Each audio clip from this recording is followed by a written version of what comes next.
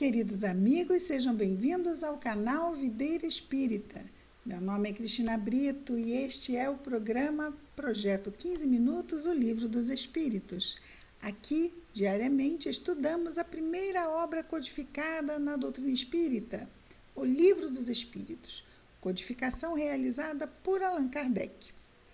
Estamos hoje já no item 14 da introdução.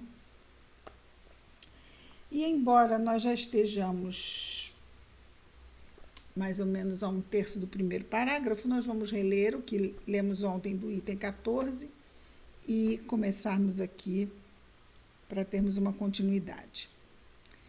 Diz Kardec: passaríamos ligeiramente sobre a objeção de alguns incrédulos a propósito das falhas ortográficas cometidas por certos espíritos. Então, às vezes, os espíritos lá escreviam e tinham erros ortográficos, com um espírito superior com erro ortográfico.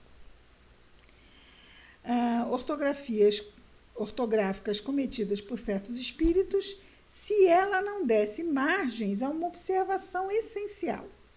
A ortografia dos espíritos, cumpre dizê-lo, nem sempre é impecável. Ou seja, o jeito de escrever, né? Não é o jeito de escrever, é a palavra em si. Então, por exemplo, farmácia, eu escrevo com F, mas já houve um tempo em que farmácia se escrevia com PH. Ortograficamente, ela era escrita com PH. Então, esses erros de ortografia. A ortografia deles, cumpre dizê-lo, nem sempre é impecável, mas é preciso ter a razão muito estreita para se fazer disso objeto de crítica séria. Por quê? Porque a ortografia é a forma, não é? A essência está no que aquilo está dizendo e não como está sendo grafado. A ortografia deles, cumpre dizê-lo, nem sempre é impecável, mas é preciso, já lemos, ter a razão muito estreita para se fazer disso objeto de crítica séria, dizendo que, uma vez que os espíritos tudo sabem, devem saber ortografia. Poderíamos opor-lhes inúmeros pecados desse gênero cometidos por mais de um sábio. Aí ele está um pouquinho de ironia, não é? Um pouquinho de ironia, chamando ao erro ortográfico de pecado. Mas já que estão dando tanta importância, deve ser algo muito sério, né? Mas muitos sábios da Terra também cometem erros ortográficos e não são menos sábios por causa disso. É o que ele diz. Por mais de um sábio na Terra, o que em nada lhes diminui o mérito. Esse tipo de erro pode também vir dos sábios aqui encarnados. Entretanto, há nesse fato uma questão mais grave. Foi aí que paramos ontem. Qual seria a questão mais grave? Para os espíritos, principalmente os espíritos superiores, a ideia é tudo, a forma é nada. Foi o que dissemos, né? A forma. O que importa é a essência, né? É o que está ali sendo dito. Então, para os espíritos superiores, a ideia, o conteúdo, a essência é tudo. A forma é nada. Libertos da matéria, sua linguagem é rápida como o pensamento, pois que são os próprios pensamentos que se comunicam sem intermediário. Devem, pois, sentir-se pouco à vontade quando são obrigados a se comunicarem conosco, a se servirem de formas longas e embaraçosas da linguagem humana. Sim, o pensamento não é construído com palavras, é construído com ideias. Então, é muito rápido. Quando nós temos que traduzir o pensamento em linguagem, aí ele fica lento, né? Devem, pois, sentir-se os espíritos superiores pouco à vontade quando são obrigados a se comunicarem conosco. Sim, porque nós não, né? Nós precisamos da linguagem. a se servirem de formas longas e embaraçosas da linguagem humana, sobretudo em razão da insuficiência e imperfeição dessa linguagem para exprimirem todas as ideias. É o que eles próprios dizem. Por isso, é curioso observar os meios de que muitas vezes se servem para atenuarem esse inconveniente.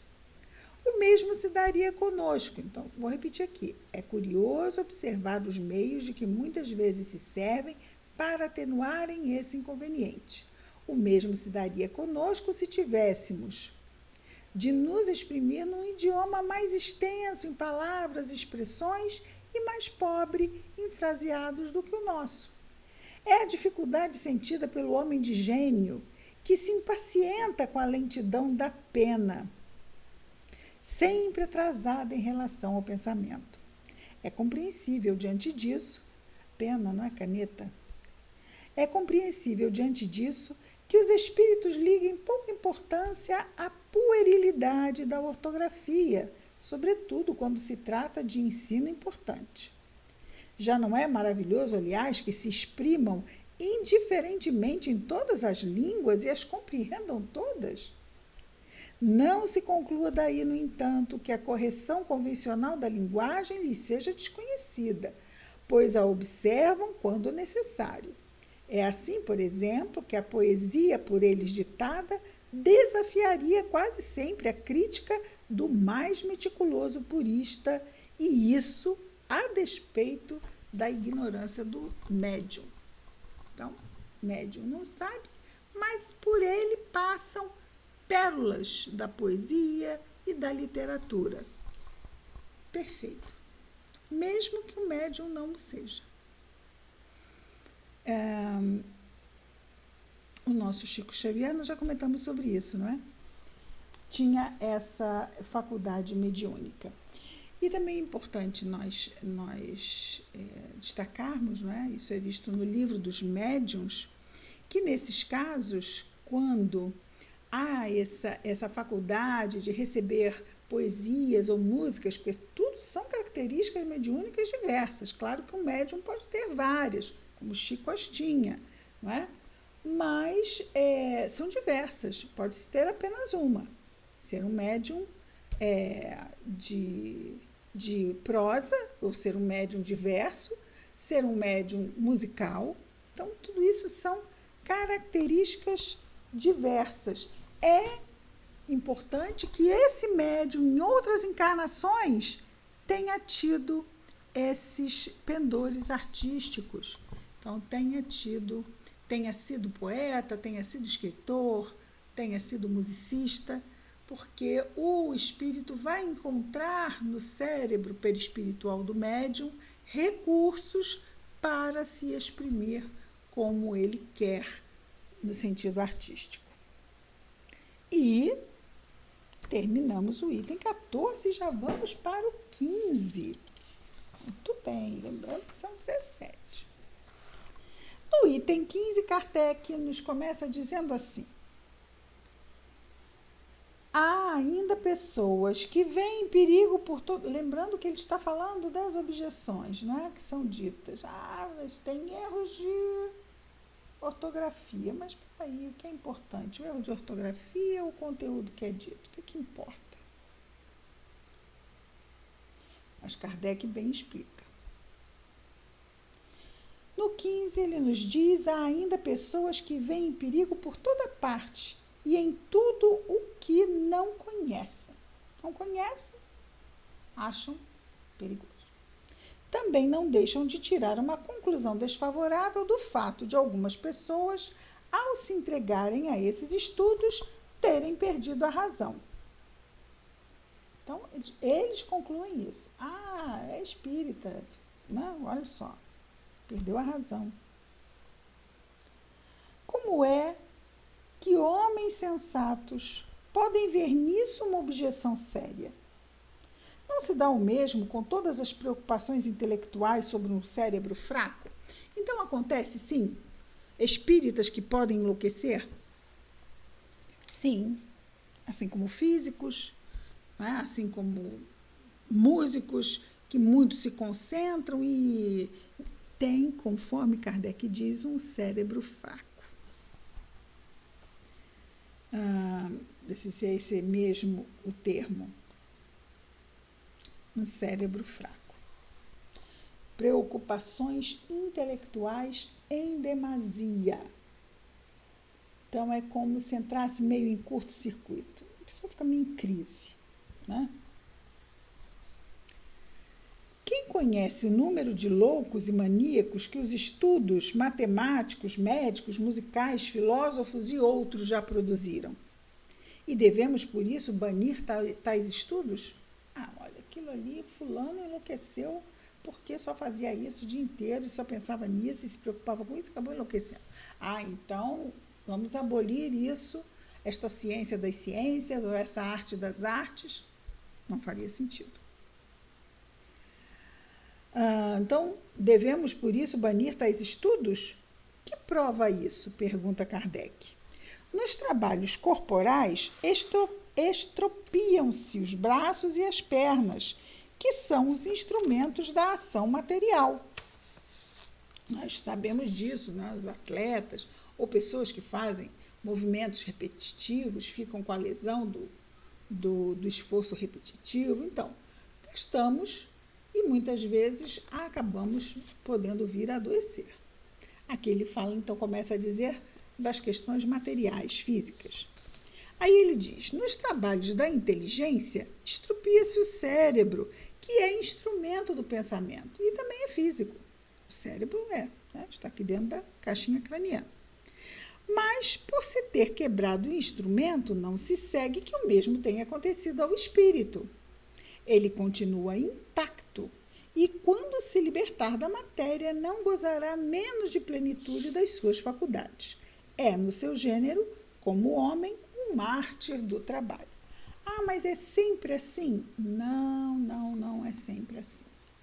Não existe nas questões humanas, nas questões do espírito, regras absolutas. Pode ser, ok? É uma possibilidade. Então, vamos ter muita atenção sobre isso. Todas as grandes preocupações do espírito podem ocasionar a loucura. Felizmente, pode sim. Não é? A pessoa pode, o que eu falei, pode entrar em crise, ter um surto, porque já vinha com uma predisposição, com uma fraqueza de outra vida. Às vezes, pessoas têm surtos psicóticos depois de um gatilho, de uma situação que para muitos seria uma coisa banal, mas para aquelas pessoas não foi, e elas acabam entrando em surto. Pode acontecer.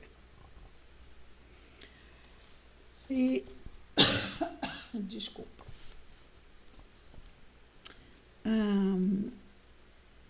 Todas as grandes preocupações do espírito podem ocasionar a loucura. As ciências, as artes e até a religião lhe fornecem contingentes, ou seja, podem ser instrumentos, né? Se mal utilizado, todo instrumento é neutro. Nós temos que saber utilizar, né? O que queremos para produzir, o que queremos alcançar de forma sadia. Também o trabalho exige isso, tanto intelectual quanto físico, né? Até para pegar um papel no chão. Nós sabemos que os ortopedistas, né, eles ensinam, não pode abaixar para pegar, você tem que abaixar o corpo e pegar o papel, para não forçar a coluna. Sabemos disso. Quantos de nós abaixa as pernas e não curva? Mas nós sabemos que isso força a coluna. Digo, pois, assim, é provável que... sim, não chegamos ali, não. Ixi, estamos aqui mais em cima.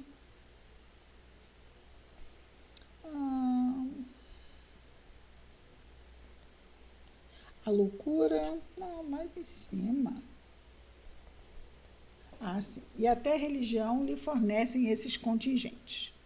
A loucura tem como causa primeira a predisposição, foi o que dissemos, orgânica do cérebro, que o torna mais ou menos acessível a certas impressões. Dada a predisposição para a loucura, esta tomará o caráter de preocupação principal, transformando-se então numa ideia fixa. Vamos só fazer aqui Vamos fazer melhor. Vamos deixar isso para amanhã, por quê? Porque existe aqui, nessa predisposição, nós entendermos bem.